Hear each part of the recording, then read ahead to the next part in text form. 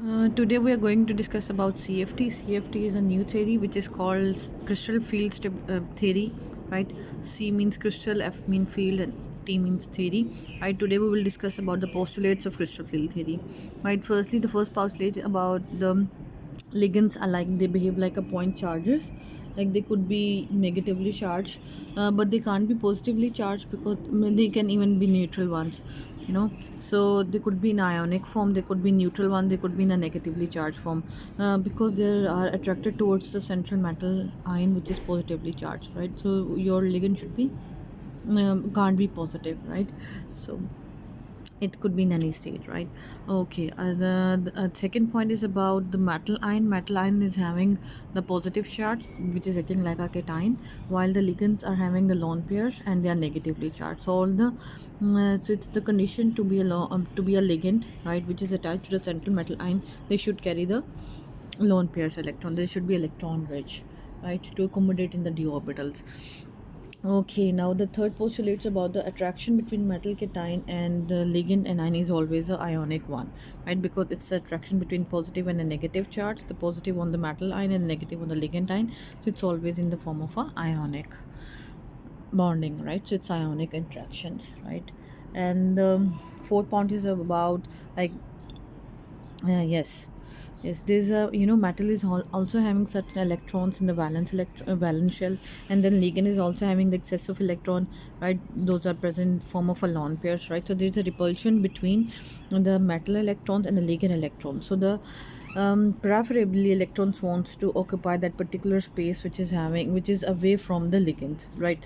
We have multiple options to be accommodated in the d orbitals, right? And d orbitals are have a different orientation, right? So ligand prefer to be in that particular d orbital which is away from the ligands, right? Okay, next one is effect of ligand, and now the effect of ligand depends on mainly three factors, right?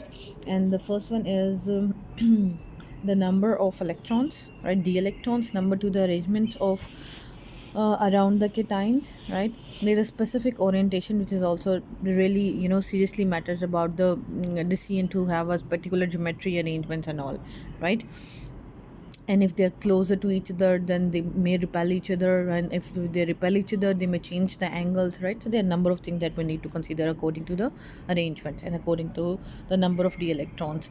And then about the number of electrons is like if we have less electron, then they are independent in each d orbital. If we have more electron, they get pair up, and then we have a special kind of energy according to the number of electrons. So they also really matters. And then the nature of ligand, it also really depends. If it is neutral, then it is having different kind of effect than if it is negatively charged or if it in the ionic state, right? So हम इस सब चीज़ को calculate करेंगे. We need to find out the crystal field stabilization energy. That particular energy decides कि आपके पास कितनी stability है in that particular arrangement. Even if we have possibilities of two geometries, right, then even then we need to consider which one is more stable according to the this is the sixth point, right? This is crystal field stabilization energy. It's not app, E, right? This crystal field stabilization energy decides कि आपके पास कौन सी geometry होगी, which geometry is favorable. If any if this CFSE value is high for anyone, right, then that geometry is more preferable one than the one, right? Okay, and then one more interesting thing about this theory is next point is about the color of transition metals. Color of transition metal complexes depends actually the kind of a transitions they have. In the d orbital we have 5 different kind of a d orbitals. You can see we have dx, y, yz, zx, and then dx square, y square, and then dz squares, right? And in crystal field stabilization energy, this split into two pairs, right? And two sets of orbitals. The one is the T2G, another one is EG, right? They separate into two sets, right? If we have octahedral geometry, then we have different kind of a setting. If we have tetrahedral, then we have different kind of a setting. ये मैं आपको बाद में explain करेंगे, but right now just for your understanding, we have 5 different kind of a d orbitals, subshells in the d orbital, and then we need to sub orbitals कहा जा सकता है, sub energy levels बोला जा सकता है इनको, right? And then this split right, into two forms, T2G and EG, and there is specific amount of energy is associated with T2G and EG, that is helpful to determine the crystal field stabilization energy, right? And it's also there's a possibility of a transitions, that electron can transfer from one d orbital to another one, right? And then each specific electron requires specific amount of energy to move from one orbital to another one, right? And then accordingly we can decide the specific amount of a color, the amount of energy which is released by these transitions, right, or maybe absorbed, right? So emission transitions, transmission भी होते हैं और absorption spectrum भी होते हैं, right? So okay, and the next point is about the eighth point is the magnetic property explained by the splitting of the orbitals here. As you can see that previously we have seen that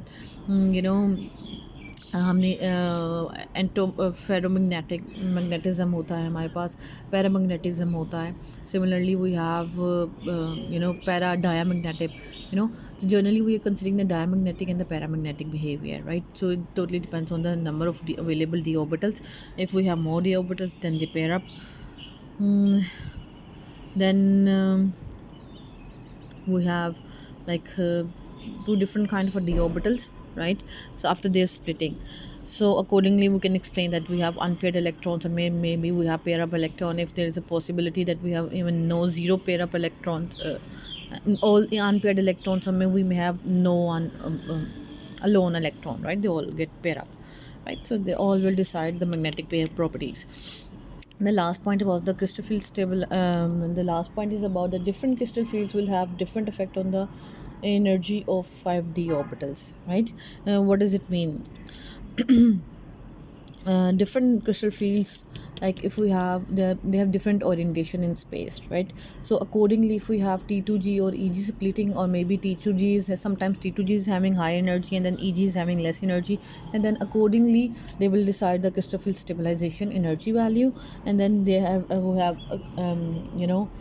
different 5d orbitals, right? So we can decide the number of electrons by the electrons and the pairing of electrons and by the splitting of orbitals, and then their energies, right? So there are a lot of things that ultimately affect the crystal field energy and stability and crystal field structures, right?